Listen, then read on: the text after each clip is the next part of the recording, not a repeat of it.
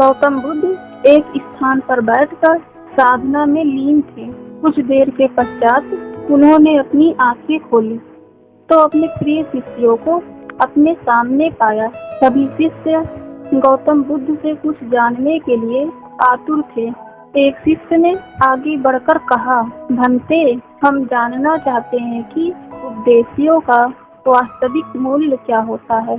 शिष्यों को संबोधित करते हुए गौतम बुद्ध बोले, यह आवश्यक नहीं कि कोई भी साधु संत पूर्ण व्याख्या करके ही उपदेश दे, बल्कि वह किसी भी कार्य अथवा इशारे मात्र से भी उपदेश का महत्व समझा सकता है। इसी विषय में मैं तुम्हें एक कहानी सुनाता हूँ, ध्यान से सुनो। किसी नगर में एक सेठ रहता था। उसके पास अपार धन संपदा थी। उसका व्यापार दूर दूर तक फैला हुआ था। एक दिन एक साधु उसके दरवाजे पर भिक्षा मांगने के लिए आया। सेठ ने उसे भिक्षा दे दी। भिक्षा लेकर वह साधु जाने लगा तो सेठ ने उसे रोककर कहा, महाराज, मुझे कुछ उपदेश तो देते जाइए। साधु ने उसकी ओर देखा और बोला, हफ्ते भर बाद आज ही के दिन फिर आऊंगा, तब उपदेश दूंगा। अपने वादे के अनुसार अगले हफ्ते साधु फिर आया। सेठ तो उसकी राह ही देख रहा था। उसने उसे देने के लिए तरह तरह के पकवान तैयार करवा रखे थे।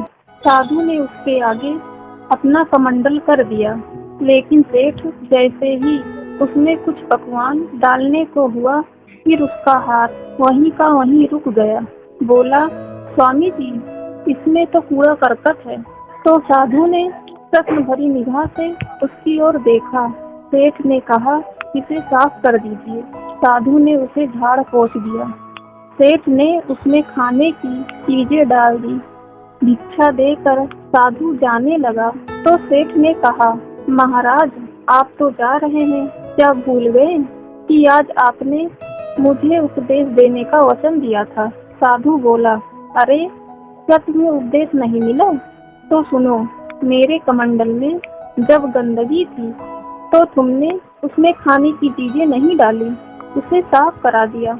इसी तरह तुम्हारे अंदर काम, क्रोध, लोभ, मोह आदि न जाने कितनी बुराइयां भरी पड़ी हैं।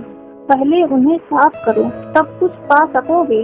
तब सेठ को साधु के उपदेशों का मूल्य समझ में आया और उसने उसको अपने जीवन में ढालने का निश्चय कर लिया। गाइस, आपने इस कहानी से क्या सीखा, हमें कमेंट करके जरूर बताइएगा। वीडियो अच्छी लगी तो लाइक, शेयर, सब्सक्राइब कर नोटिफिकेशन बेल को ऑन कर दीजिएगा। Thank you so much for watching this video.